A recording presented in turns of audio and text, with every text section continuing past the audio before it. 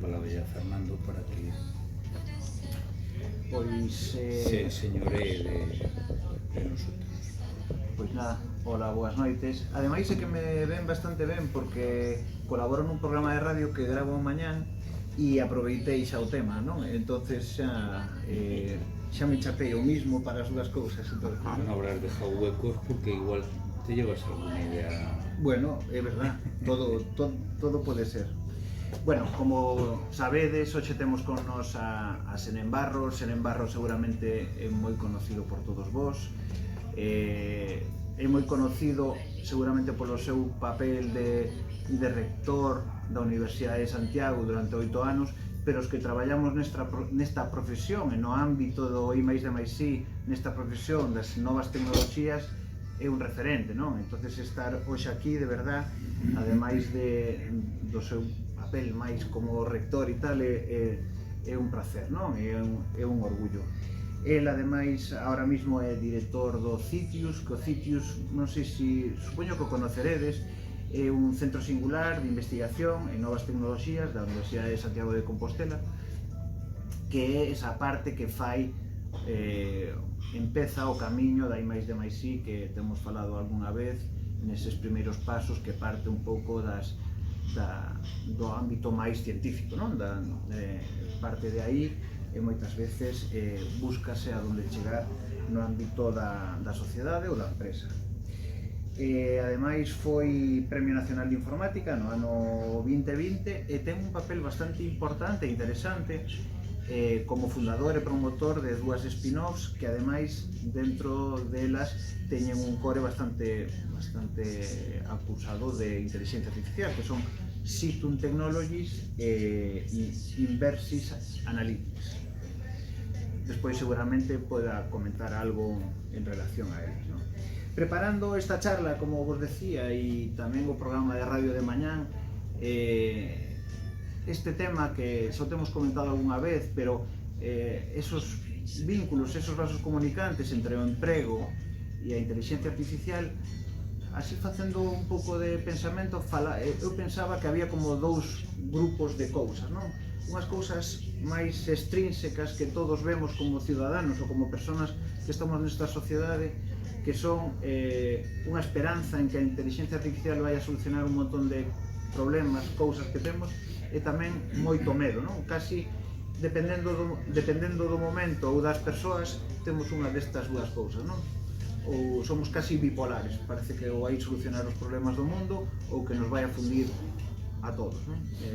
Bueno, eu creo que nin unha cousa nin a outra, pero é certo que nos temos que empezar a mover, sobre todo para evitar as cousas malas. Aquí, neste ámbito, está empezando unha corrente bastante, bueno, non sei, voluntarista con respecto á regulación da inteligencia artificial, que seguramente afectará algunhas cousas vencelladas co emprego que comentaremos despois. Aquí en Galicia tamén hai unha proposta de lei que a traigo a colación porque no seu obxectivo número 5 da Estrategia Galega de Inteligencia Artificial fala de lanzar un proxecto conxunto e coordinado en I+I e desenvolvemento das habilidades digitais avanzadas ao longo da vida, así como a formación de capital humano cualificado en inteligencia artificial. Bueno, a esa estrategia que se dan os gobernos di que temos que poñernos as pilas en formarnos todos en inteligencia artificial. Desde un punto de vista intrínseco, os que estamos no sector, tamén temos esa bipolaridade das cousas positivas e das cousas negativas, non? As cousas positivas é que está xenerando un campo de desenvolvemento de actividade, de negocio, de creación de coñecemento bastante grande e que seguramente, comentábamoslo antes así, nos dá de comer hoxe, nos dará de comer nos próximos bastantes anos, non? Nos próximos 10, 15, 20 anos, esperemos. Pero no ámbito negativo está todos estos cousas que non sabemos como nos van a atingir, pois esta inteligencia artificial vai acabar con algúns empregos tecnolóxicos, xa está pasando, como vamos a afrontar todo isto, non? E nada máis, eso, dando as gracias a Sonego outra vez e poñendo moita atención ao que diga, pois damos a palabra. Moi ben. Bueno, pois empezo entón.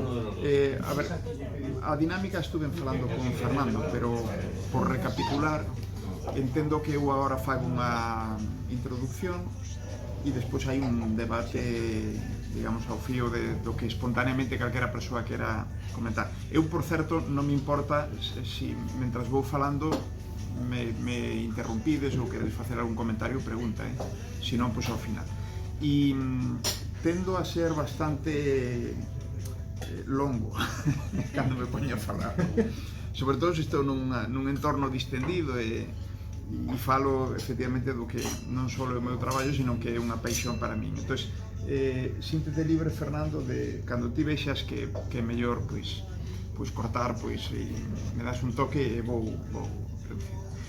Este tema é infinito. Aquí tenemos libertad absoluta, por tanto, puedes hablar. Xa, bueno, pero non quero tampouco aburrirvos. O tema é infinito, e non falo só da inteligencia artificial, que falo en particular do que ten que ver coa inteligencia artificial e o traballo, non? Eu vou a comentar algunhas cousas, fundamentalmente intentando pois darvos a miña opinión, algúns feitos ou datos que non son opinión propia, sino que están ben contrastados, e non, eu viño non vou a tomar. Despois igual tomo unha cervexa, pero máis adiante, agora non. Gracias. E sobre todo, bueno, pois tratar de poñer énfase en algunhas cuestións que me parece que son especialmente relevantes e que teño que decir que o tema do impacto que xa está a ter a inteligencia artificial e que vai a ser moito maior no emprego e fundamentalmente no desemprego, o desemprego tecnolóxico, non está tendo por parte dos gobernos, que teñen que ser os axentes principais de reflexión e de acción, non está tendo unha resposta como debería, en ningún lugar do mundo. Decir, creo que é un tema, sí, que, en fin, algúns estudos o poñen de manifesto, hai preocupación en certos colectivos, desde logo hai en quen perde o emprego polos temas da automatización, non? Inteligente, en particular, pero hai que moverse rápido, porque o mundo en isto tamén se está movendo tremendamente rápido. Despois dareivos algunhas cifras que realmente, pues, creo que evidencian isto. Bueno, primeiro, eu suelo dar sempre cando empezo para que nos situemos unha definición que é miña persoal do que é a inteligencia artificial, que nos sirve para situarnos, por lo menos para poñer un punto en común, ¿no? Entón, eu sempre digo que un sistema, unha máquina, un robot, en fin, un software, ten en maior ou menor medida inteligencia artificial cando reúne unha, normalmente son varias, pero con que reúna unha das seguintes tres características é suficiente. É dicir, que teña un alto grau de autonomía en entornos complexos e dinámicos, un exemplo obvio é un coche autónomo, non? Que teña capacidade de aprender, é dicir, de mellorar a súa competencia na interacción coa contorna na que se desenvolve. Normalmente son contornas digitais, pero poden ser reais, é dicir, un robot sensorizado que interactúa coa contorna, manipula, en fin, e vai aprendendo desa interacción. Ou é capaz de resolver problemas complexos en dominios especializados do saber humano, non? Pois un sistema experto que fai diagnóstico sobre imaxe médica ou en calquera outro tipo de ámbito, ou, por exemplo, que axuda a concedernos ou non un crédito bancario cando pedimos, que isto é algo xa que leva décadas aí. Calquera destas, pero normalmente poden ir varias ou incluso as tres unidas, reflicten realmente a presencia de inteligencia artificial en unha máquina. Por que hoxe vivimos? A ver, eu levo traballando neste campo, rematei a carreira no ano 85 de física e xa empecé, a miña tese xa foi de inteligencia artificial. Fixen un traballo fin de grau que era diseño electrónico e quedei tan farto daquilo que dixen, isto non.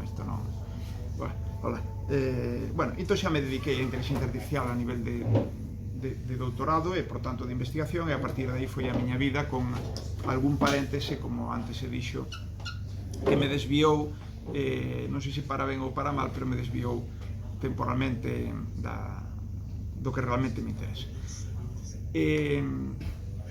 Pero incluso a inteligencia artificial é bastante previa. Eu sitúo a orixe, porque hai unha data que, digamos, é podemos decir, a trasladar á sociedade que había unha nova disciplina científico-tecnolóxica que nacía e que nacía con moita ambición. Eso se fai no ano 56, eso non hai discusión, pero é realmente anterior. E, por exemplo, hai unha publicación no ano 43 que é o primeiro modelo matemático de neurona que para min é probablemente non o único, pero un dos fitos que pode dicir que levamos xa máis de 80 anos realmente traballando a nivel de investigación e cada vez máis de desenvolvemento, aplicación, consumo da inteligencia artificial.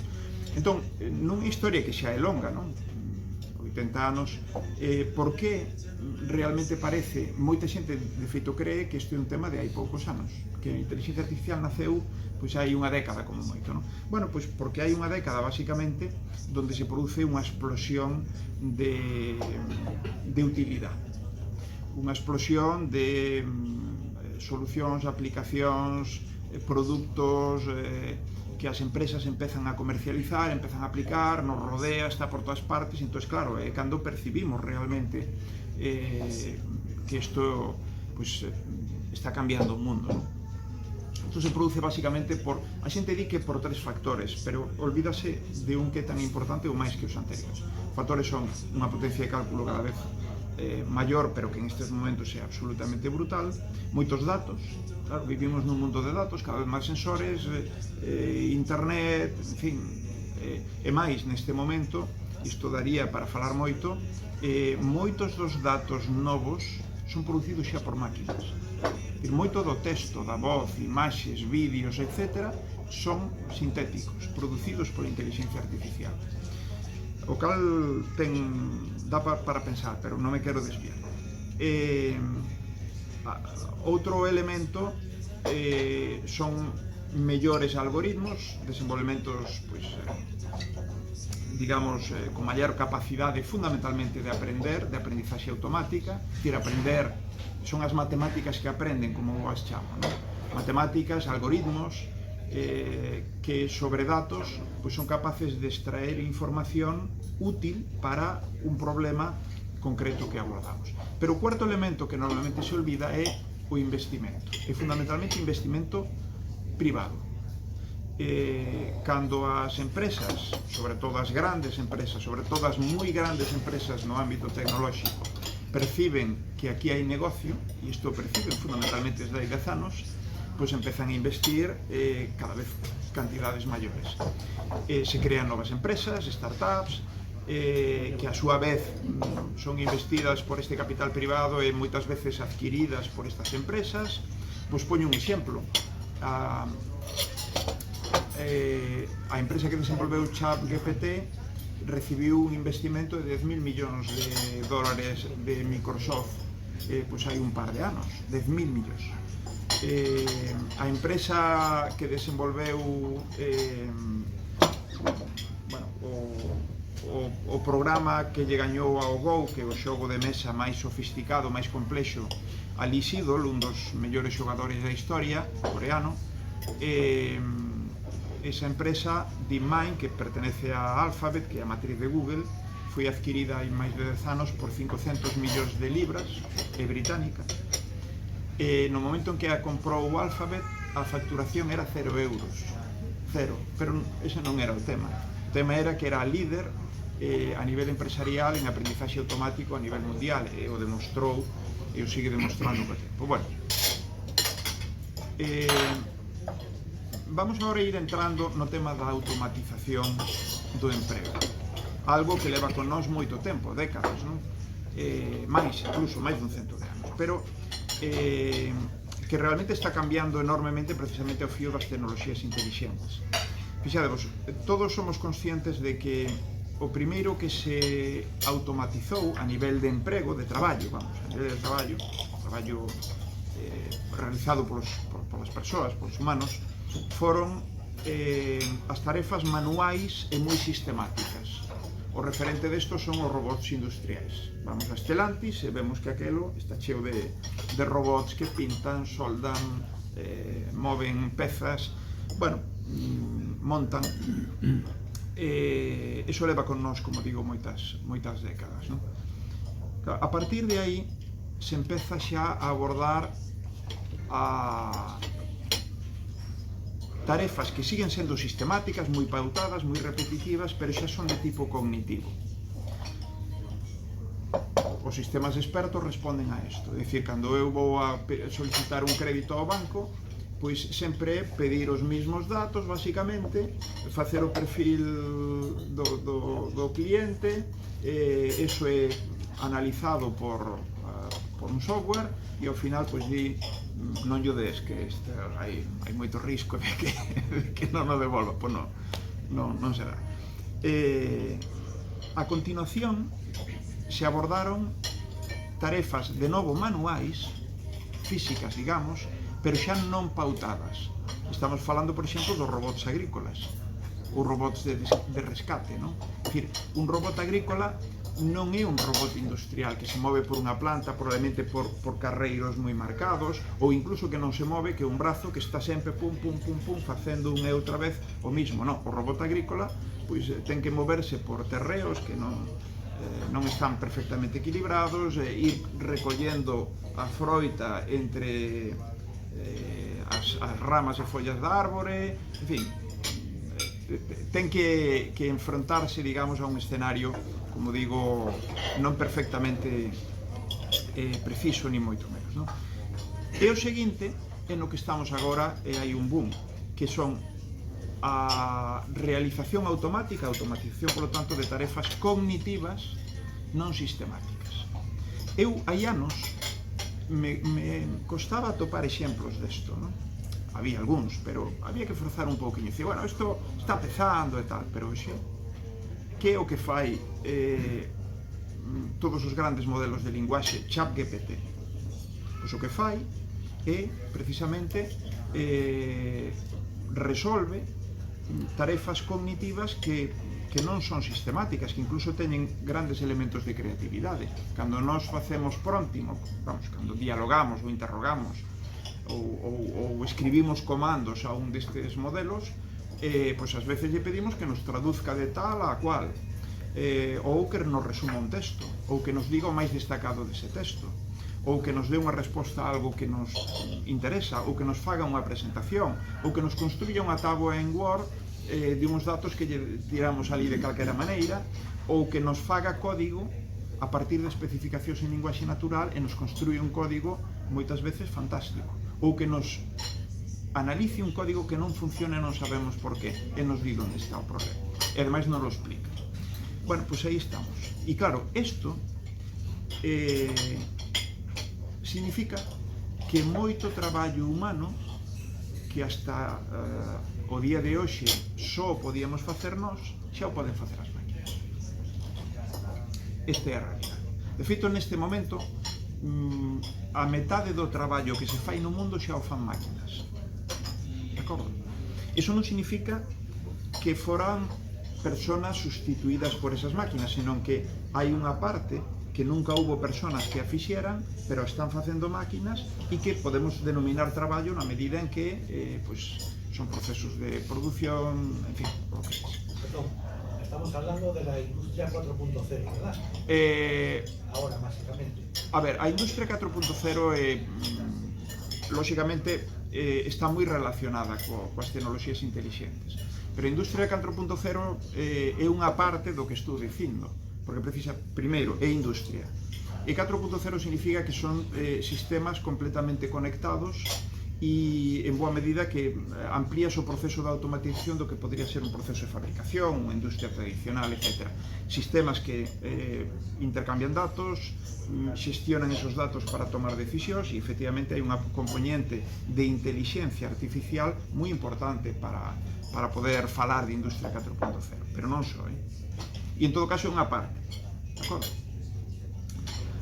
Bueno, vamos agora a aclarar algunhas cuestións. Primeiro, non se automatizan ocupacións. non se automatizan traballos completos, se automatizan tarefas, e normalmente moi específicas, moi concretas, non? Vou poñer un exemplo. Se eu quero automatizar un servicio técnico que repara maquinaria ou dispositivos do tipo que sexa, pois probablemente eu poderei automatizar parte do que sería a atención ao cliente, por exemplo, unha atención a través de escritura ou incluso da fala, non? Mediante chatbots. Unha parte podría facelo. Probablemente elementos de facturación, administración, etc. Pero non podría facer a atención ao cliente que ven pola tenda, nin as reparacións, nin moitísimas cousas que hai aí, non? Entón, eu podo ter un servicio técnico que este formado por unha persoa. Podo automatizar esa persoa? Non. Moi lonxe estamos deso. De acordo? Pero sí que hai partes que sí. E claro, cada peza, cada tarefa, cada segmento, digamos, de o que poderíamos denominar unha ocupación que automatizas, pois son postos de traballo. Claro, por exemplo, poño un exemplo, algo que está hoxe moi a orden do día. Dentro dun bufete de abogados, un gran bufete, hai unha parte moi importante xa da labor que fan de búsqueda de sentenzas, resúmenes, elaboración de textos, etc. Está todo automatizado. Necesita unha supervisión humana, pero o que antes facían 10 persoas, agora o fan 3. Iso que significa? Podemos decir, non, siguen sendo necesarias esas 3, non se pode automatizar todo, pero as outras 7, que faz nos departamentos de contabilidade das empresas? Están adelgazando enormemente na banca, entidades financeiras, etc. Bueno, o primeiro traballo, digamos, con impacto moi importante mundial que se fixo para analizar as posibilidades de automatización do traballo ten algo máis dunha década. Se publicou no ano 2013, dous investigadores da Universidade de Oxford, Frey e Osborne, publicaron facendo un análise sobre o traballo en Estados Unidos, e os titulares, eles axudaron, eses titulares. Despois, digamos que, bueno, deron uns pasiños para atrás, dixeron que non era o que querían decir, que, en fin, pero o titular era basicamente que o 47% do traballo en Estados Unidos estaba en risco de automatización en 1 ou 2 décadas. 47%. Non ocurriu, desde logo unha non, ni moitísimo menos, non? Realmente o que eles despois dixeron é o que sabemos perfectamente, o que antes dixen eu, é que non se automatizan empregos enteiros, son tarefas concretas, e ademais non se automatiza ni moito menos todo o que tecnolóxicamente se podría, porque hai moitos elementos que condicionan a non automatización, polo menos de momento, que son cuestións de tipo normativo, psicolóxico, sindical, de custe.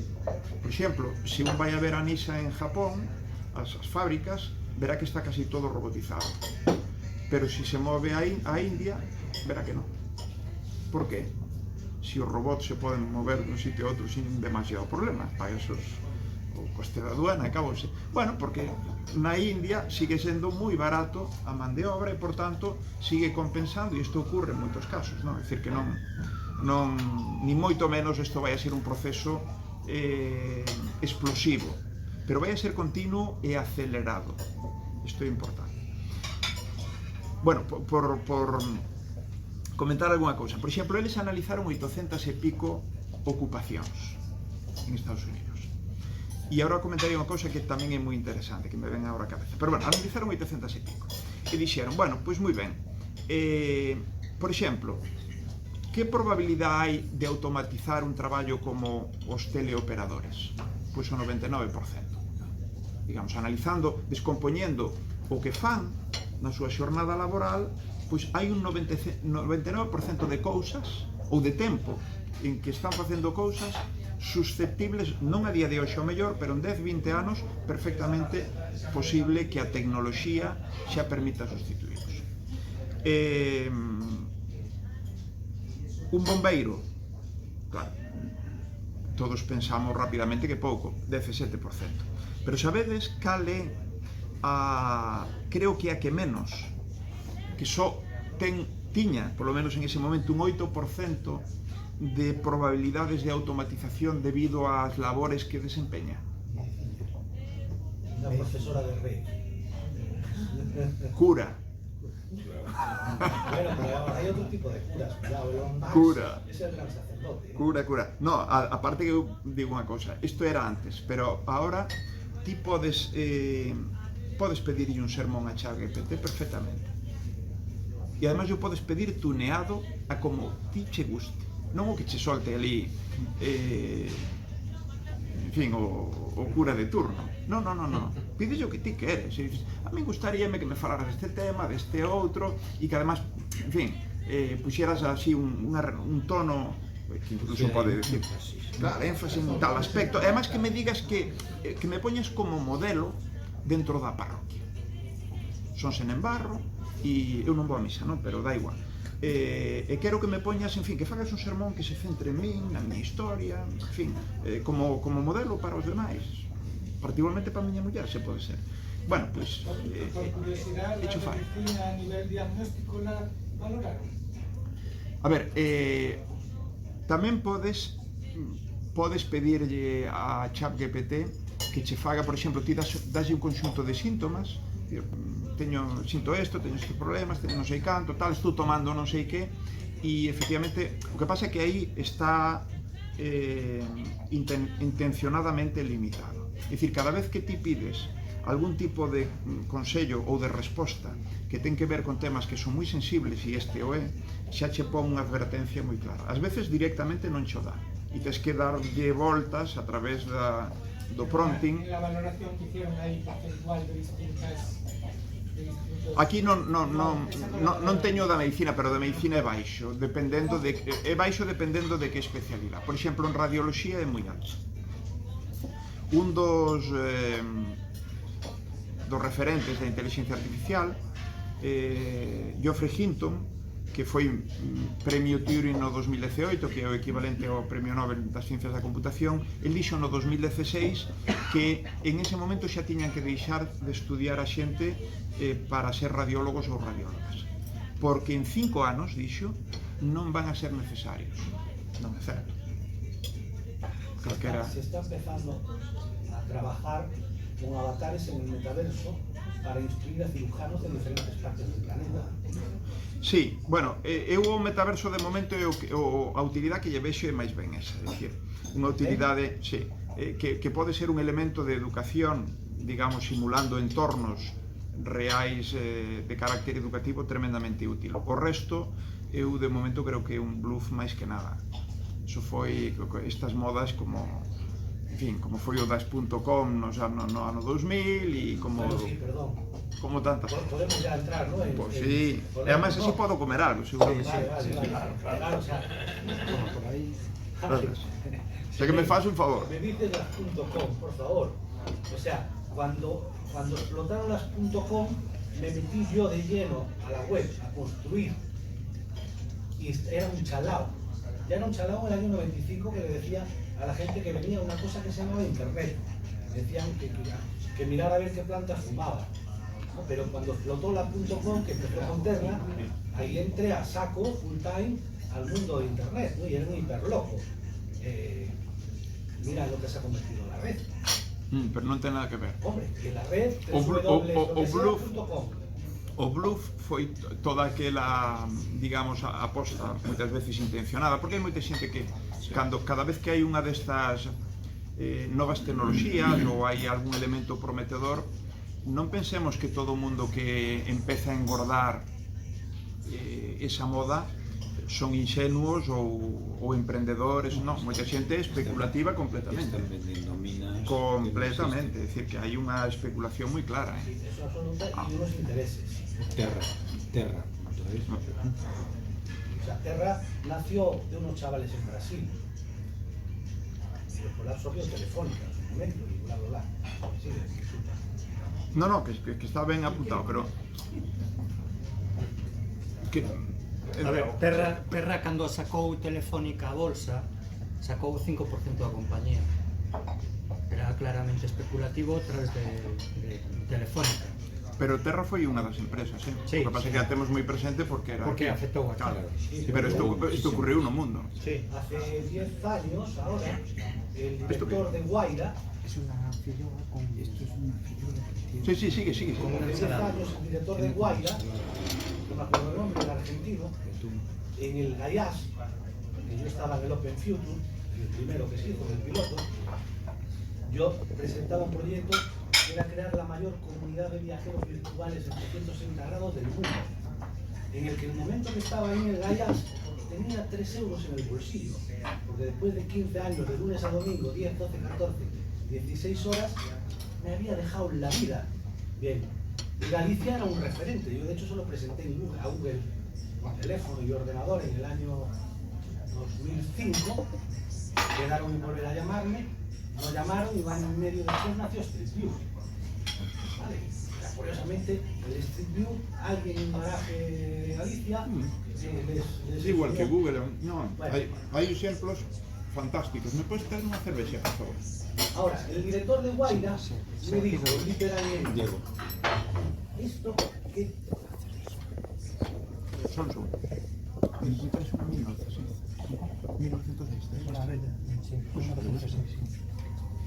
esto que tienes es la hora. Lo que pasa es que esto es para que lo desarrolléis vosotros, porque nosotros en Telefónica solamente invertimos en proyectos de 1, 2 o 3 emprendedores que tienen cuotas recurrentes todos los meses. Esto está relacionado con lo que hablabais ahora de un club, de que se inyecta y que Blue, y a ver quién es, a los que inyectaron, quiénes son. O sea, por eso hago este comentario vivido en primera persona. No, eu agradecer. Como te chamas, por certo? José Manuel. Pues José Manuel, moitas gracias porque gracias a eso puiden comer, además. Podes ir. Mira, pues así sigo. Después de eso, fuimos con eso al Spain Startup de Sausavi, que era el hub más importante de startups del sur de Europa y de América Latina. En la Plaza de Toros de las Ventas se montó un circo, literalmente, una carpa dentro de la plaza. Entonces allí, Eu estuve en aí. bueno, pues allí venía gente de todo el mundo, inversores, y había 400 startups seleccionadas, de las cuales X, unas pocas, hacían su pitch elevator en el escenario principal. Situn foi unha delas. Bueno, pues Una yo de las estaba empresas que allí, ¿no? No era una, estaba en una de las 400. Entonces, al final había miles de millones por todos lados. Con César Alierta, yo le dije personalmente, con César Alierta, aquí hay miles de millones para invertir en proyectos hiperambiciosos y Virtual Planet 360, que pretende convertirse en la mayor comunidad de viajeros virtuales en 360 grados, a ver si le va a pasar como le pasó por Twitter. ¿No? Hoy César Alierta pues está en el ciberespacio, ¿no? Pero a lo que voy es que al final, y esto todo lo conecto con lo que decíais, que todas esas inversiones que hay en toda esa historia, si eres un emprendedor, como yo era en su momento y sigo siendo, con 55 años tengo que ir a emprender. Ahora me he convertido con 55 años, porque eso todo lo he tenido que tumbar con la pandemia, y con 55 años me he convertido en el primer artista plástico del mundo en exponer en el metaverso. Pero ahí Pues, sigo emprendiendo. entón retiro a referencia ao metaverso. Vale, yo quiero decir, y remato, para que así le des un traguito, que al final todas esas inversiones, esos miles de millones de euros, ¿vale? Que te pones a analizar y decir, a ver, esta startup, el JustBit, estos 3 emprendedores españoles que hicieron un tipo JustBit, pero coño, 21 millones han levantado una ronda de inversión, esto al cabo de 3 años se lo compra JustBit por 2 millones de euros, y dices, ¿saben quién coño eran los tíos? El padre, uno era de la 3, el otro era el de Air Europa o algo así, el otro, no la película. Bueno, Eso es mi experiencia en primera persona. sí, no, eu tamén teño experiencia. No he leído os libros. Eu tamén teño experiencia así. Pero bueno, recuperamos entonces, se vos parece, entonces quedáramos no cura, non? O cura o 8%, pero xa vos digo que isto era antes da inteligencia artificial xenerativa, Pois o cura sería bastante máis automatizable. Y estaban fomentando las vocaciones, seguro.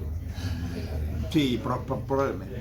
Sí, todo esto, mira, como decía José Manuel, sempre hai unha intención detrás de todo isto, sempre. Bueno, máis cuestións. Vamos a dar algunhas cifras que sempre son especulativas, e además están continuamente actualizando. Por exemplo, todas as análisis que as grandes consultoras tecnolóxicas fan sobre as expectativas de automatización do emprego derivadas das tecnoloxías, pero fundamentalmente inteligencia artificial, pois están recalculando cada pouco tempo. De feito, a IA xenerativa, que xa leva algúns anos con nós, pero de forma explosiva, pois algo máis de un ano ou 2 anos,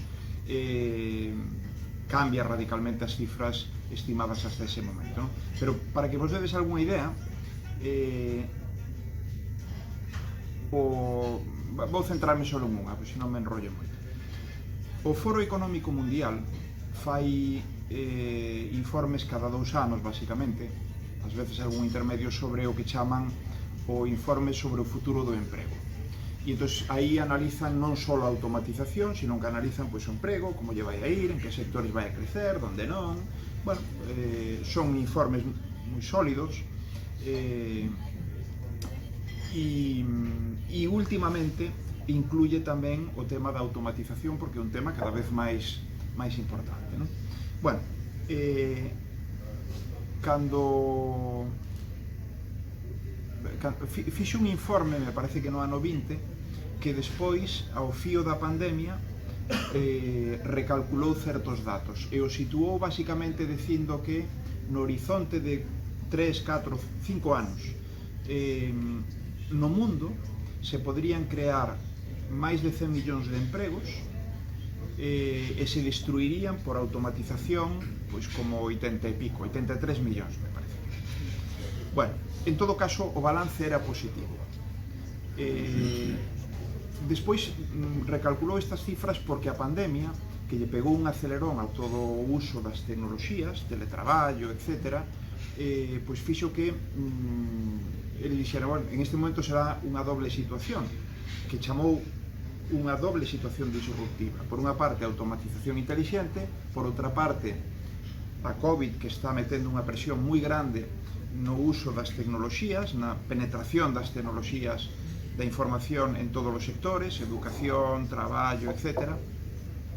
E entonces dixo, non se van a crear tantos empregos e se van a distribuir algúns máis, pero o balance sigue sendo positivo. En todo caso, pensemos que estes balances non nos deben deixar tranquilos, porque incluso pensando que no mundo se creen máis empregos que se destruen, eso é a nivel global, pero localmente, en un país, en unha comunidade autónoma, en unha localidade, en un sector, as cousas poden ser moi diferentes. Por tanto, se eu traballo nun sector altamente automatizable, a mí non me vai a consolar o feito de que en outro sector se cree moito emprego precisamente derivado dos avances tecnolóxicos, non? O sea que isto hai que terlo moi presente. Pero que ocorre aquí? Isto é moi interesante. Bueno, pois ocorre que acaba de sacar no ano 23 o Foro Económico Mundial un novo informe. En este novo informe é a primeira vez, desde logo é a primeira vez que o vexo nun informe sólido como este, que xa sitúa maior destrucción de emprego que creación. De feito, vou a dar as cifras de forma precisa. Fai un análise de 45 economías do mundo, as máis desenvolvidas, que entre elas supoñen casi 700 millóns de traballadores, e di, se prevé a creación de 69 millóns de novos traballos, de novos postos de nova creación, e a supresión de 83, 69 e 83, o que vai a supoñer unha disminución neta de 14 millóns de empregos, é dicir, un 2% do emprego actual nun horizonte de moi poucos anos. Claro, isto xa empeza a cambiar, non? É dicir, a cambiar as tornas, incluso. É dicir, ao que xa antes comentei, que non se dá por igual en distintas zonas do mundo, en distintos sectores, en distintos cortes de idade, etc., etc., pero que agora xa hai, digamos, un resultado neto negativo a favor da creación de empregos, non? Entón, isto é bo ou é malo? Claro, en principio debería de ser bo. Si pensamos que suelen ser empregos que ao final son moi repetitivos, ás veces son manuais, son tediosos, incluso os que son cognitivos non son os empregos máis atractivos porque non se automatiza o que require unha maior interacción social, maior creatividade, en fin, aquelas cousas que nos gusta máis facer dentro do que é os traballos aos que nos dedicamos, non? Desde ese punto de vista estaría ben. Cabe pensar tamén que isto supón un aumento da productividade, pero cuidado, da productividade, pero non da productividade marginal. Ao final, en moitos casos, non lle interesa ás empresas, porque non perciben unha ganancia adicional significativa, seguir creando empregos complementarios a aqueles que se automatizan dentro da empresa. E, por tanto, bueno, pois é máis beneficio para a empresa, pero menos para a sociedade, menos para o traballador, e ainda encima se estas empresas pues, pagan tan poucos impostos, pues xa veredes, ¿no?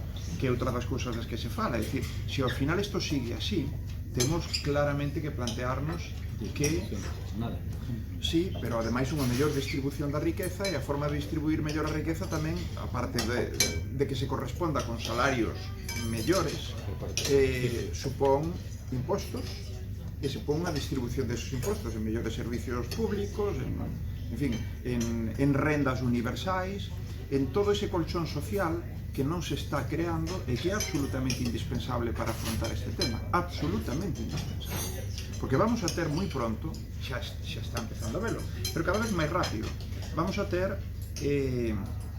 digamos, colectivos enormes, en algúns países de forma moi acentuada, en función do perfil productivo que teñen, industrial, etc. Vamos a ter colectivos enormes que van a estar completamente desahuciados do mercado laboral. Non van a ter oportunidades de emprego. Porque aquí hai outra cuestión, é dicir, se di, bueno, pois, nada, o que se lle automatiza o traballo, se recicla e se dedica a outra cousa, sí, pero que os traballos de nova creación, a inmensa maioría son traballos con unha forte componente tecnolóxica. Requiren de unha preparación enorme, de unha especialización enorme. A persona que perde o seu traballo, que precisamente era un traballo pois, máis ou menos mecánico, repetitivo, pautado, etc., fora, insisto, de carácter cognitivo ou manual, non é normalmente a persona que se vai a poder incorporar a unha planta de diseño de robots. Pois sí. Entón, isto é un... En fin, os discursos que se fan moitas veces son algúns inxenuos e outros malintencionados, claramente, non? En este sentido. Es que esos humanos que estaban en las cadenas de producción repitiendo un proceso constante a lo largo de 8 o 10 horas eran robots humanos. Y ahora, una máquina unida a una IA, pues reemplaza perfectamente ese proceso manual e inteligente para maximizar la productividad. É verdad, podemos pensar que eran nese traballo estaban facendo unha labor moi robotizada, podémoslo decir así, sí, pero era unha labor que lle daba dignidade, que lle daba un salario, que lle permitía manter a súa familia, que lle permitía levar unha vida ordenada, digna, como calquera outra persona, e que probablemente incluso non tendo o mellor traballo do mundo, era un traballo suficientemente satisfactorio polas recompensas que supoñía. Entón, se somos capaces de sustituir ese traballo por outra cousa tan boa ou mellor, fantástico, pero se non o facemos, creo que vamos a ter un paradigma que es desaprender todo lo que hasta ahora se entendía como que era el ecosistema social y la forma de interrelación y la forma de productividad. Ahora hay que desaprender. Y entonces nos encontramos ante la creación de una nueva sociedad donde lo que hay que potenciar es el desarrollo del talento y lo que cada uno desde su interior, lo que grita su alma, es lo que más le gusta. Eu estou de acordo neso. O problema é que ti podes, digamos, educar para esa nova sociedade, se tes claro como facelo, que xa é outra, e tes unhas novas regras do xogo á xente que está empezando, a xente que está nacendo, a xente que está ahora nas escolas. Pero como faz eso con xente de 40, 50, 60 anos? Non é fácil. É absolutamente imposible. Si tú, de repente, no puedes dedicarte a lo que te dedicas, porque tu mente colapsa, ¿Vale? Y te lo dice alguien que no se le llegó a fundir una neurona, pero está cerca. ¿A qué te dedicarías? ¿Qué es lo que más te gusta en el mundo fuera de lo que ahora estás haciendo y llevas haciendo toda tu vida? Ti eu temolo fácil. Claro, tendrás que abrir tú. Porque somos xente con experiencia, formación, ti eu todos os que estamos aquí. Pero hay una segunda pregunta. Todos que estamos Eso aquí. que dices que es donde está la madre del cordero. ¿Tú a qué te dedicarías? ¿Y habría alguien que te pagara por eso a lo que tú te dedicas? Claro. A lo que te quieres dedicar. Claro, pues lo que hay que Porque enseñar... si no hay nadie que te pague, Claro, no puedes vivir de eso. A mí, yo llevo 9 años conectado a través del arte y para contar una historia, que es quiénes somos y dónde venimos y hacia dónde vamos. En 9 años, solo invertido. Ahora, eso extrapolado a lo que, imaginemos que a mí lo que me encantan los animales.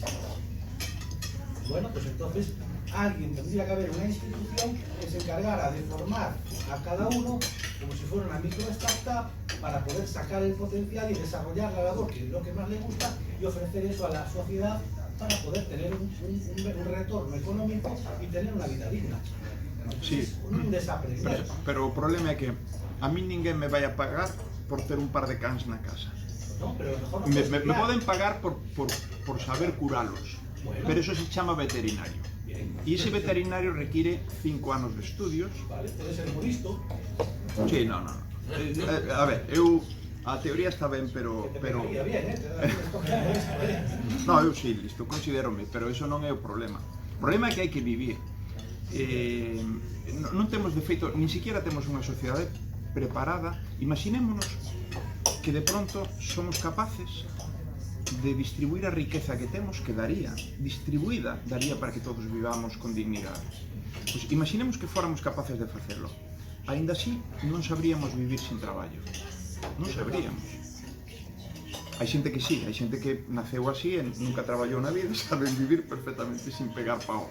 Pero normalmente non, é dicir, realmente camiñamos cara a unha sociedade que non sabemos cal é, pero sabemos que vai ser moi distinta desta. E a min...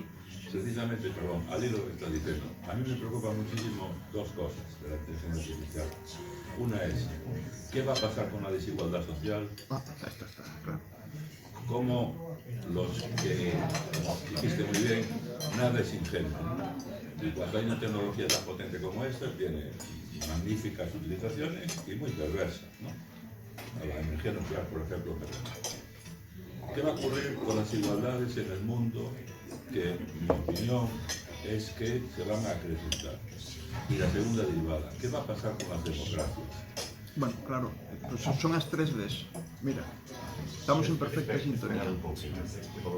Porque eu digo que cando ves en algúns xornais, non, que en fin, alarmas sobre este tema de inteligencia artificial, que en fin, que nos vai a someter a todos, porque de pronto vai a xerar consciencia ou vai a ter máis inteligencia que as personas e, en fin, nos vai a destruir, etcétera, etcétera. Esos son tonterías. O que non é unha tontería, porque está ocurrindo, e cada vez pode ocurrir de modo máis intenso, son unha serie de problemas que non son problemas de inteligencia artificial. O que pasa é que a inteligencia artificial, como ferramenta realmente potente, ou os amplifica ou permite, dá novas posibilidades, de acordo? E eu digo que hai particularmente 3 Ds que responden a eso. Unha é desemprego tecnolóxico, é da que estiven falando, pero as outras dúas as dixexe: democracia e desigualdades. As tecnoloxías espontáneamente son amplificadoras da desigualdade. Isto é así. Quen posúe as tecnoloxías ou as controla, ou en menor medida que nas deseña, pero esos son pagados, ten un poder enorme. E ese poder o pode exercer para someter aos demais, non someter normalmente desde un punto de vista de físicamente, pero si someter en canto a que, bueno, pues acabas traballando mal pagado, xenerando riqueza, pero non para ti nin para a sociedade, senón para uns ¿no? Son amplificadores de desigualdades na educación. Quen ten as tecnoloxías que sirven para educarte mellor, máis rápido, fronte a quen non as ten ou que nas pode pagar, fronte a quen non se pode pagar, de sanidade, de saúde, igual. E aí non falamos só de inteligencia artificial, falamos de quen pode pagar pois un TAC ou quen non o pode pagar, sobre todo en ámbitos onde non tes unha seguridade social universal que cubra estas cousas, non? A desigualdade é un problema moi serio que hai que atender. As desigualdades. A democracia tamén. Este ano se elixe no mundo máis da metade da poboación mundial vai elixir os novos líderes que nos vai a rexer, incluída Galicia, que non desde un punto de vista de poboación é pequena, pero desde un punto de vista de importancia, que vos vou a dicir, non? Está clarísimo. Ben, un pode dicir, bueno, que ten que ver a inteligencia artificial ca democracia? Pois ten que ver, porque a inteligencia artificial produce noticias falsas, as reproduce, as amplifica e as distribúe a velocidade da luz. Y una cosa que es, para mí, no sé cómo llamarás tú, que es lo fundamental y significativo. Todavía quedaba el recurso de Santo Tomás. Si no lo veo y no meto la mano, no me lo creo. Pero es que ahora lo puedes ver y te lo pueden enseñar como cierto. Y entonces, esa última frontera, ¿no? Esa última barrera de podernos proteger contra lo falso se rompe, porque lo vemos. Sí, y eso, mal utilizado, llega un momento en que además no sabemos discriminar. Ya el que recibe la noticia no discrimina porque no sabe si lo ha hecho una persona o lo ha hecho una máquina, con qué intención lo ha hecho la máquina, y sobre todo, te lo presenta. Puedes reproducir esta conferencia que estás teniendo tú hoy aquí. Puedes salir mañana tú mismo, a tu lado José Luis, ¿no? Y está trucado el vídeo, está trucado el audio, y entonces te estamos viendo decir unas barbaridades. Pero ahora ha salido ya un verificador. ¿Y cómo lo verifica? Ha salido un verificador en estos días en el que metes la información y te detecta si eso está manipulado por una IA o no. De todas formas, Stanley Kubrick dijo que la llegada a la Luna fue la primera fake news. Y no estaba la IA. A verdad, a chegada á Lúa foi real, evidentemente, iso non cabe ninguna dúbida, pero foi unha milagre. Eu creo que non houbo ningunha outra cousa comparable a eso que podamos decir, bueno, isto, a probabilidade de chegar ca tecnoloxía que había en ese momento, eu non sei se incluso alguén se preocupou de tratar de calcularla, non? Pero creo que é mínima, absolutamente ridícula, residual. E o estamos vendo agora. Unha de cada dúas. Agora, ca tecnoloxía que temos, que é brutal, que non ten nada que ver ca comparada no ano 69, e mira o que nos costa volver a Lúa, é que é unha pasada. A millón hai moitos máis mortos, tens que saber. É que é unha pasada, entón, bueno, por eso ves que, bueno, hai cousas que fixemos, a verdade é que a humanidade le ha feito cousas que son desastrosas, pero outras que son, vamos. ChatGPT con inteligencia tiene un dueño, tiene un dios que puede sesgar.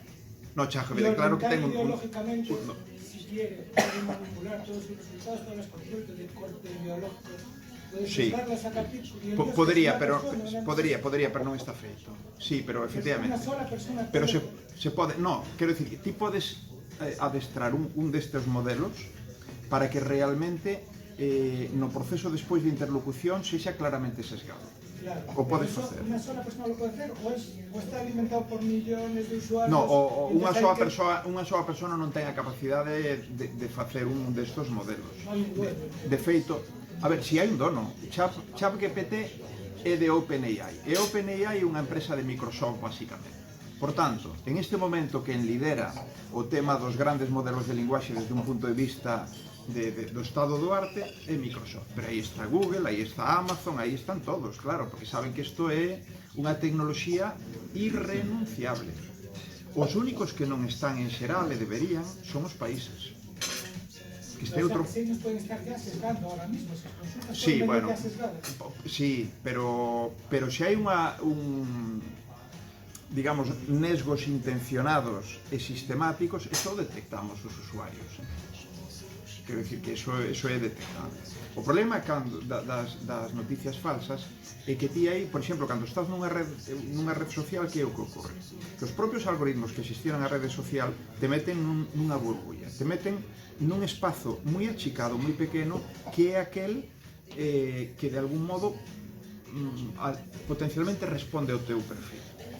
E entonces estás, digamos, cocéndote na túa propia salsa.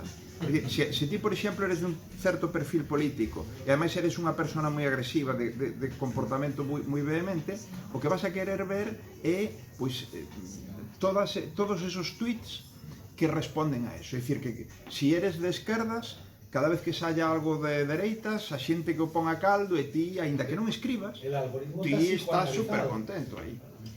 Pero eso ten unha intención. Por que se fai eso? Eso se fai para molar, incluso para acabar cas democracias, ás veces sí puntualmente, pero se fai fundamentalmente porque é pasta. Porque se ti che dan aquelo que che gusta, eres un consumidor moi fiel. E se eres un consumidor moi fiel, la neurona de la recompensa. Es que creo que nos estamos un pouco adelantando a conferencia. É que xa dou por rematada, porque hai máis cousas, pero creo que isto é moito máis interesante. No, de acuerdo, si tío te importa a mí tampoco, no, porque te conozco y sé que ibas a tocar ese tema después. No, pero es que hay un tema que tú tocas y ya que es fundamental. La inteligencia artificial es una tecnología. Es decir, es una tecnología avanzada, brutal. Non é inteligencia. Pero digo, Sí. es como, pero digo, Sí. como cualquier otra tecnología, depende quién domine y controle esa tecnología y a quién lo emplegue. Es decir, a mí la inteligencia artificial me parece fantástica si hay un control de la inteligencia artificial, que por ejemplo resulta que Alzheimer empieza a tener una solución. Entonces, Lo que dice el Papa hoy. no sé lo que dice el Papa. Pero igual es una No fake sé news. lo que dice el Papa, por cierto, no me queda nada. Simplemente es argentino y habla mucho. Entonces, digo, que seguramente iba a decir, la inteligencia artificial a mí me parece fantástico. O técnico, es una tecnología, que como dices tú, las tecnologías instintivamente van en una dirección, evidentemente, y si las controla Microsoft va en una dirección, es decir, que es el máximo beneficio, la máxima rentabilidad. Entonces, el problema de la inteligencia artificial es quién marca, digamos, o empleo y o control de inteligencia artificial. Para mí, y se ven en esto saben mucho más que a mí, además creo que coincidimos bastante. Creo porque aprendí de él. Entonces, es decir, el problema de la inteligencia artificial ya no necesitamos medio de inteligencia artificial. Veamos quién controla. Teñolle medo as persoas. Eu a quen lle teño medo as persoas, a inteligencia artificial nada. Exacto. Es decir, ¿quién controla? Es lo mismo que Alcázar. ¿Quién controla Alcázar? Perdón, iba por ahí, perdona, señor, que te... De todos os xeitos digo, para que creo que nos deixamos seducir un pouco os lados escuros da inteligencia artificial, pero creo que estábamos nun punto super interesante que é a dislocación entre a oferta, o sea, o que vai provocar a oferta e a demanda que provoca a inteligencia artificial, non? E que vamos facer aí que dentro de todas estas cousas que son moi atractivas para meternos de cabeza, creo que isto é un problema real que xa estamos empezando a ver. Hai programadores no noso mundo que están empezando a perder o traballo. Eso é moi interesante este tema. No, digo, para que desenvolvamos un pouco por aí, porque o tema da inteligencia artificial é enorme y si no vamos a... La inteligencia artificial no le va a quitar el puesto a las personas, se le va a quitar los que se preparen. Espera, que teñamos aí... La cuestión que está en el núcleo, a mí me supera absolutamente, lo reconozco, ¿no? Que es el tema. Bueno, la inteligencia artificial y las tecnologías asociadas previas viven de nosotros, de nuestro comportamiento, de nuestras imágenes, de nuestra voz, de nuestras emociones, de todo esto. Y entonces se dice, con razón, pero a mí me faltan historias concretas de gente que esté un poco próxima al asunto y que mira, digamos, la gestión de esta montaña de más de datos de formatos diversos, ¿no? Cómo lo van labrando, cómo van capturando el tema, y todos, a la hora de preparar los sistemas, los algoritmos y demás, cuántos psicólogos, lingüistas, economistas, ingenieros. El tema es oscuro, se sabe que está ahí, ¿no? Pero siempre son, digamos, pues esos artículos más o menos un poco, a veces, ciertos, no sé, bueno, una cuestión que, y dos, para ver un poco el lado positivo, qué aplicaciones tiene en el ámbito también de lo que es la planificación social, por ejemplo, me callo, ¿no? Porque estamos en terrenos muy, pero tiene que tenerlos, no tengo por qué reconocer que eso es propiedad. Entraríamos en otro tema, son los derechos de propiedad intelectual que se las trae además, ¿no? Pero qué capacidad tiene también la propia política de utilizar realmente esas capacidades que tiene la inteligencia artificial para planificar las cosas, incluso de otro modo diferente al que estamos un poco anticipando, ¿no? Sí. Non coñezo exactamente o uso que se pode estar facendo a nivel de diseño de políticas públicas, por exemplo, ¿no?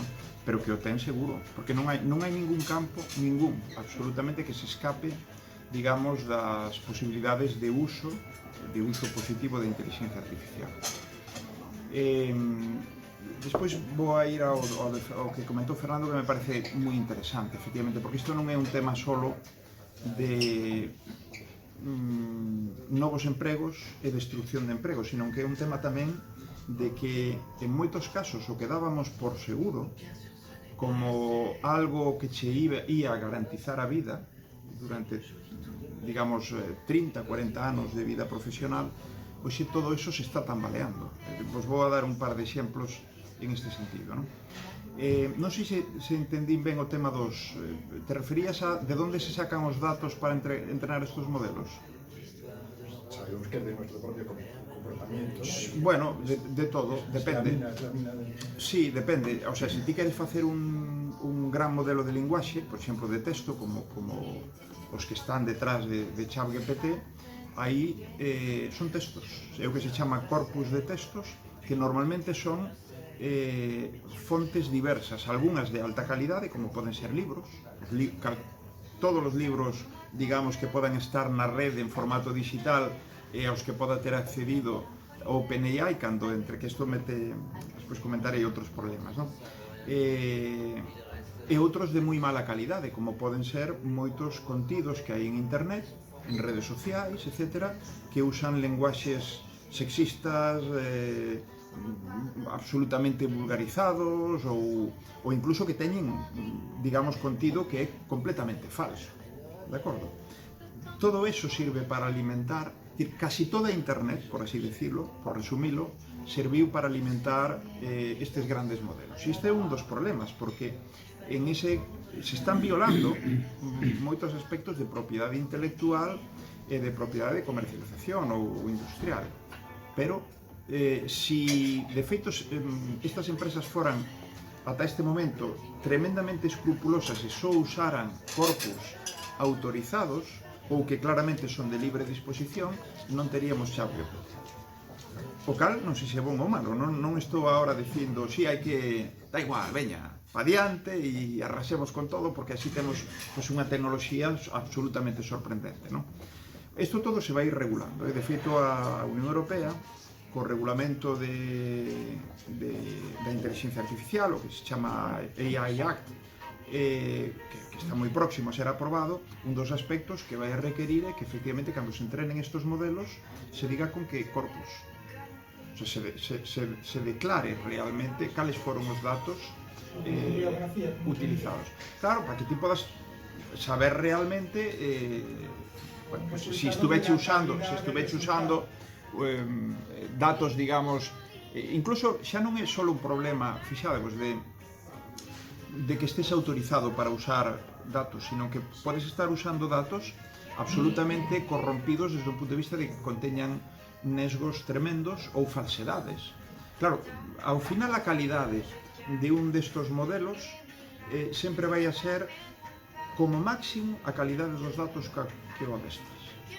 Por tanto, aí teste que preocupar. A fortuna é que ti podes, nestos corpus inmensos, podes meter moita morralla, claro, que sempre que sexa en porcentaxes pequenos, pois eso queda absolutamente diluído dentro da información de calidade, é residual, non? E máis, despois incluso hai procesos de adestramento donde ti un modelo que se chama un modelo fundacional entrenado para saber todo aquilo que foi utilizado no seu adestramento, despois sexa refinado pois para facer unha labor moi concreta, que pode ser pois especializado en facer resumes de texto, ou que poda ser refinado para ter unha forma de interlocución especialmente agradable ou políticamente correcta, vamos a decir, ¿no? Todo eso se pode facer. Espera, que me pedían por ahí también antes. Algo mismo. No, pero yo estoy aprendiendo mucho porque yo soy de letras y de pruebas, entonces de esto sé muy poco, aunque le he dado muchas vueltas. Din que non se te escoita, José Luis, por ali. Sí, bueno, era una tontería.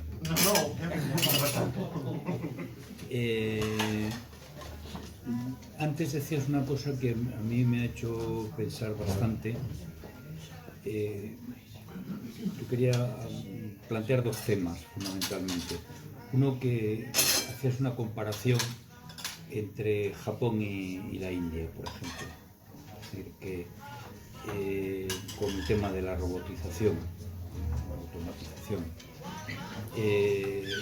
en efecto, es decir, puede haber razones y puede haber motivo, y también hay una parte del proyecto de normativa que se aprueba en la Unión Europea en diciembre, me parece que fue, porque fue en los momentos, ¿no?, que está pendiente del Parlamento, que también lo tiene en cuenta, que es la parte ética o social, digamos, ¿no? Pero que ahí tendrían que los sectores públicos, es decir, los estados, ir varios pasos por delante, porque se pueden generar brechas todavía mayores de las que tenemos en este momento. Hace unos años, cuando se estaba haciendo el proyecto de ley de acuicultura aquí en Galicia, hubo una gran movilización, especialmente en la Ría de Arousa, que terminó en una gran manifestación en la plaza del Obradoiro, que paró el anteproyecto de ley de acuicultura que estaba haciendo la Xunta. Y el argumento fundamental, independientemente de otros argumentos importantes, como son las granjas acuícolas, etcétera, y la artificialidad, el medio ambiente, la contaminación, etcétera, pero había un argumento muy importante que era el poblacional. Es decir, ellos tenían calculado que si se aprobaba ese proyecto de ley o ese anteproyecto en ese momento, tal como estaba redactado, la Ría de Arousa iba a quedar reducida a un poco menos del 50% de la población que tiene en este momento. Y eso es grave, es decir, tú tienes una ría que está incluso bastante equilibrada desde el punto de vista socioeconómico, es decir, que está viviendo, que está faenando, que es el puerto de Ribeira, es uno de los principales puertos pesqueros que tenemos en este país, ¿no? Y a mí me preocupa un poco la influencia no solo en los puestos tecnológicos, sino en las brechas que puede haber. Es decir, los que estamos, por ejemplo, preocupados por la tremenda brecha de la despoblación. Y en Galicia la sufrimos. En Galicia pues hay una gran parte del territorio que está despoblado, es decir, un 70 y tantos % del territorio está habitado por el 40% de la población. Y el otro 60% está en el 20 y tantos % del territorio, es decir, lo que es el eje atlántico y una parte del área marítima, ¿no? Es decir, si tú introduces la automatización a lo bestia, y es el ejemplo del robot recogiendo fruta, por ejemplo, o recogiendo verdura, o haciendo, y ya hay mecanismos, por ejemplo, pues para el ordeño, para la alimentación, etcétera, del ganado. Bueno, habría que plantearse ese problema, lo que nos estamos planteando el problema de el contrabeneficio que trae la despoblación de territorios amplios. Claro, si encima nos cae encima un planteamiento de este tipo,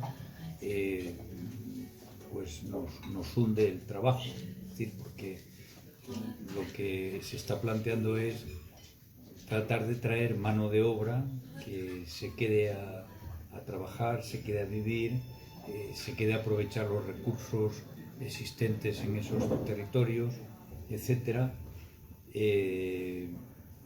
Si eso ya lo sustituyes de entrada, es decir, toda esa cantidad de mano de obra que podría ocupar este espacio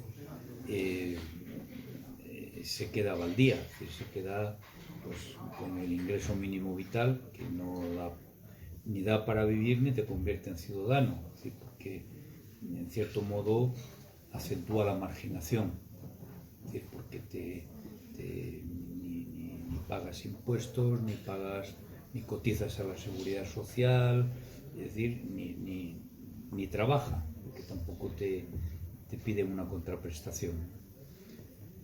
Eso por un lado. Y por otro lado, y es contradictorio con lo que estoy diciendo,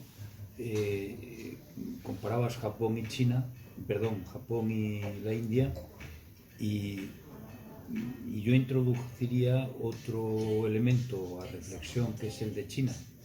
Es decir, China, sin embargo, teniendo el mismo problema que la India, es decir, que tiene mucha mano de obra, habiendo sido la fábrica del mundo en cuanto a mano de obra barata, etcétera. China, sin embargo, en los últimos 20 años ha hecho un esfuerzo tremendo por tecnificar, por sacar a varios millones de personas chinas a estudiar en universidades extranjeras, a multiplicar el número de universidades, a multiplicar el número de personas dedicadas al conocimiento, y China en este momento no se está planteando el problema de que tiene que dar trabajo a mano de obra, o no se lo está planteando como el problema principal, sino se lo está planteando como ser motor en el mundo, en el terreno de las tecnologías, por ejemplo, y lo está consiguiendo. Tú analizas una serie de aspectos tecnológicos, incluido el espacial, por ejemplo, y te encuentras con que China está a la cabeza, o está en los 3 puestos de cabeza. Es decir, que se ha hecho una política de Estado, en definitiva.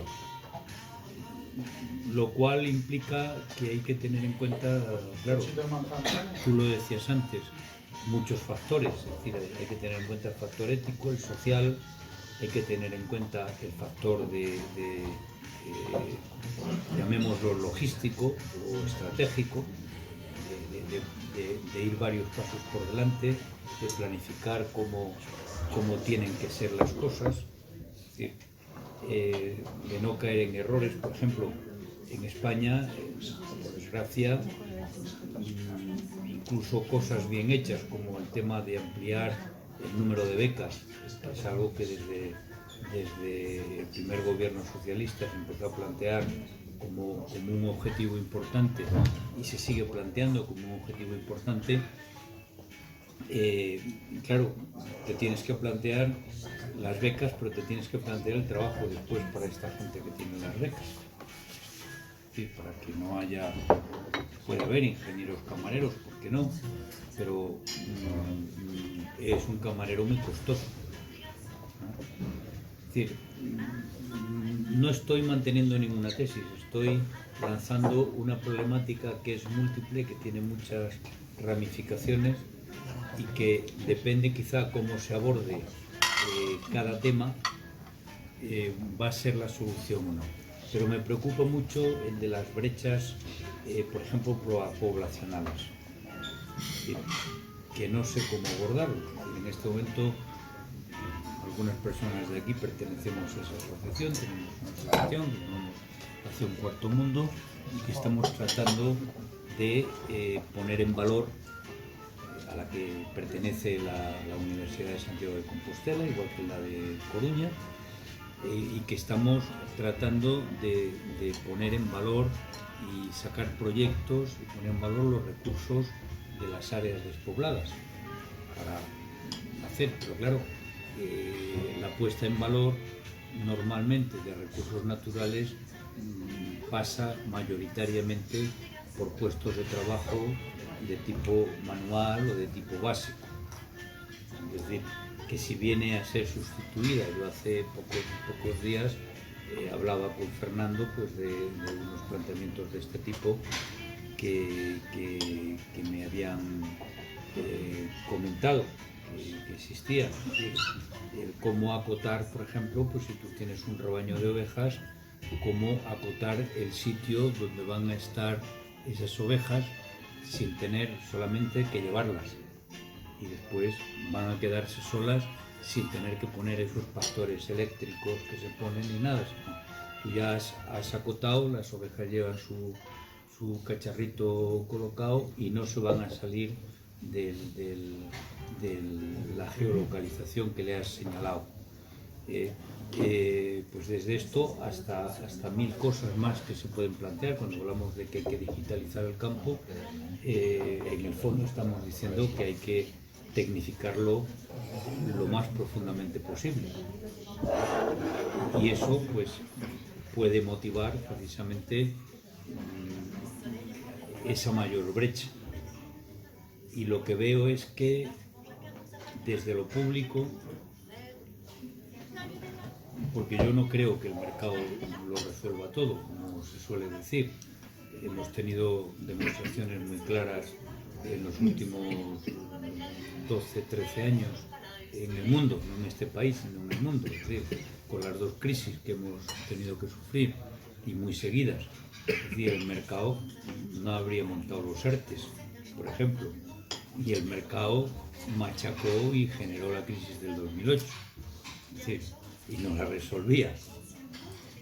La prueba está en que la Sareb no vendió todavía ni ha alquilado todos los bienes que embargaron los bancos, por ejemplo. Es decir, que lo que noto es que falta, y que a lo mejor las personas que estáis trabajando en el conocimiento deberíais o podríais, no quiero marcar tareas a nadie, no soy quien, pero podríais a lo mejor ayudar a las personas que están en lo público a mirar más lejos y a tratar de ver estos problemas e incluso darles soluciones, porque son problemas que no vamos a encontrar con ellos.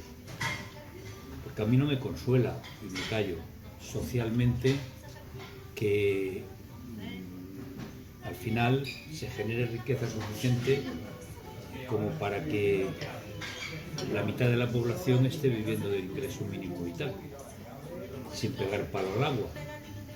Al revés, me preocupa. No solo no me consuela. Un problema que creo que estoy viendo aquí en la conversación es que estamos creyendo que la inteligencia artificial va a sustituir determinado tipo de perfiles, y yo creo que no son los adecuados.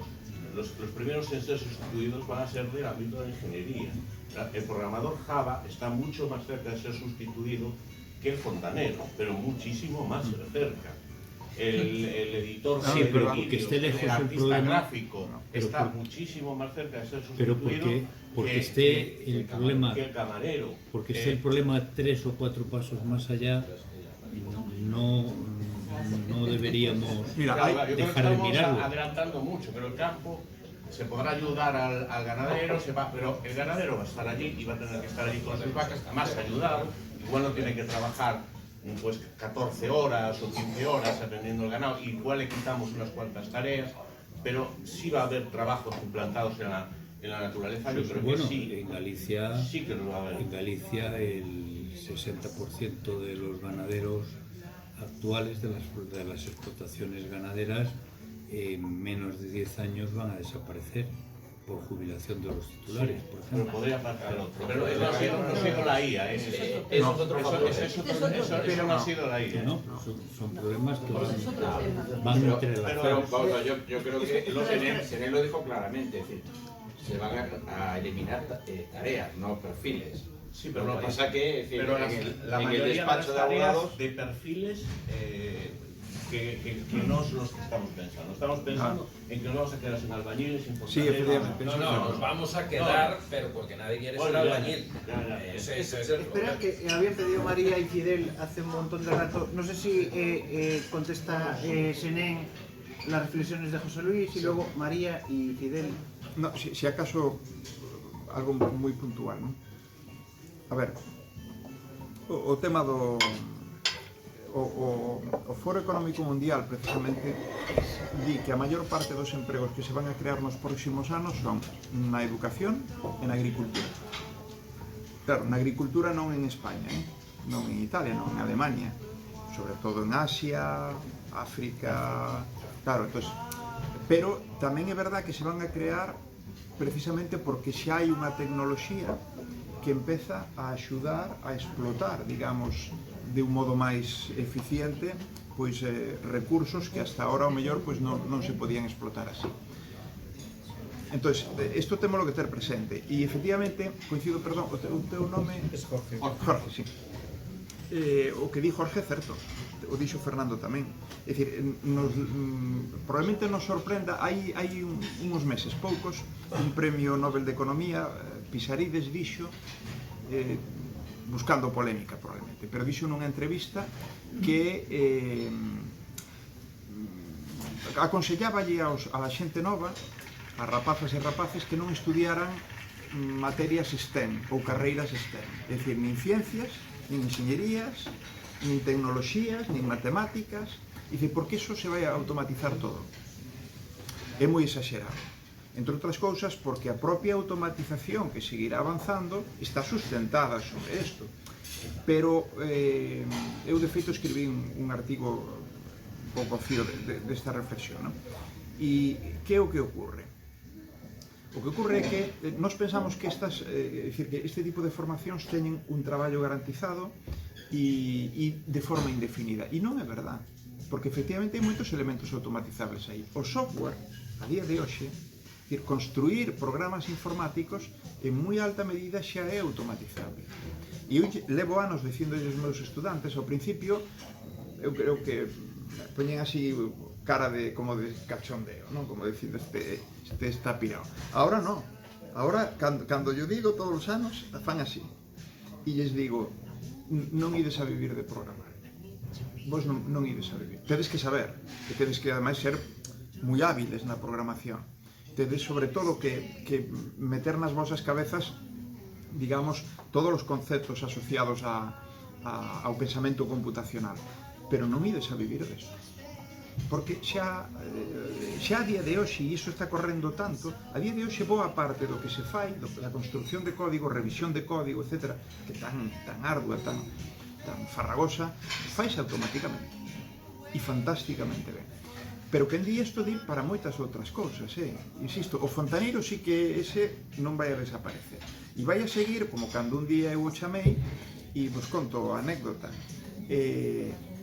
Chamo o tipo e me di, estou moi liado, pero ao final ben. Aparca un Audi A8, non sei se existe, xa foi anos. E o aparca, eu vivo na rúa Hortas, e o aparca encima da beira rúa.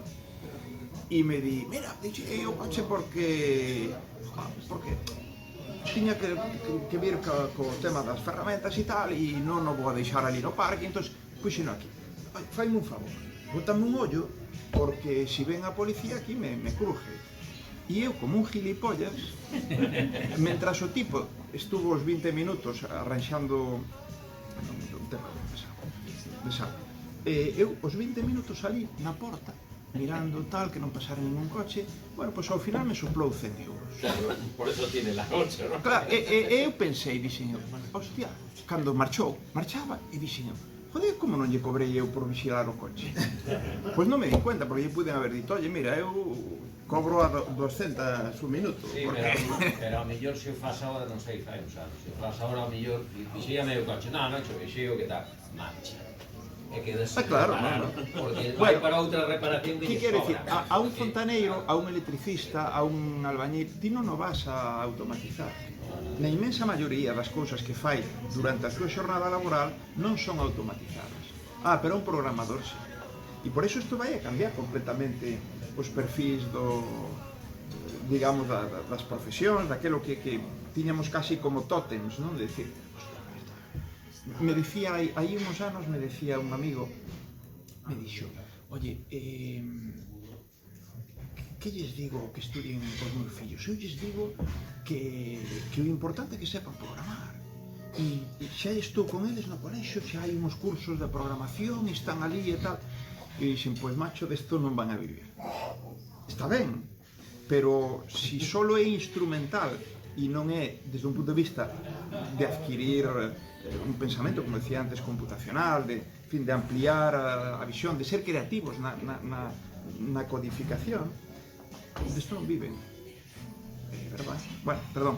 Por eso te ponía, te mezclaba el ejemplo de China con los otros, porque China es un modelo aparte. Bueno, China é o país distinto, pero moi de lonxe que máis robots está incorporando nas empresas. Pero vamos, o seguinte está a anos luz, é unha pasada, porque eles saben que claramente que non podían competir co modelo de mano de obra barata. Eso acabouse.